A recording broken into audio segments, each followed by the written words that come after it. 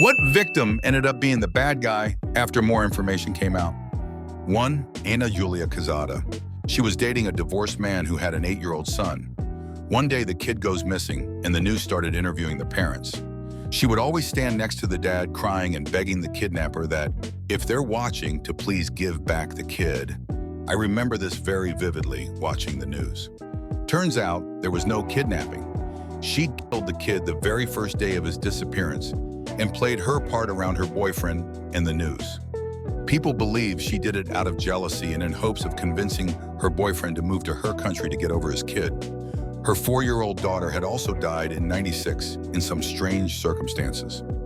2. Franz Mueller. In 1864, a train pulled into London carrying a bloodied unconscious man, Franz Mueller. Police were alerted, and when the man came to Mueller told them as they were riding, 2 men approached him and tried to rob him. However, Mr. Mueller fought back, was shot, and then left behind as the robbers jumped off the train.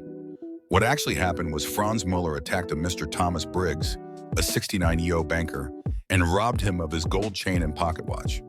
Later in the day, Mr. Briggs would be found unconscious lying on the tracks because Mueller shot him and threw Briggs off the train.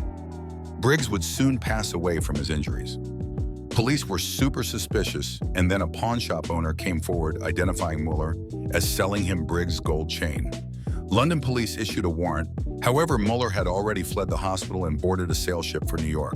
Scotland Yard inspectors took a steamship to Neuilly, beating Mueller by weeks. They and an entire crowd of people were waiting at the docks when Mueller arrived. And that's the story of the first murder on a train. There's a cool book about it, Mr. Briggs' Hat.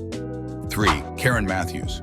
Faked her daughter's kidnapping not long after Madeleine McCann went missing so that she could get money. She hid her inside a bed at a friend's house and planned to collect the reward money. People actually felt sorry for her, thinking her daughter was missing, and it was a huge police investigation. Ended up in jail for kidnapping, perverting the course of justice, and false imprisonment.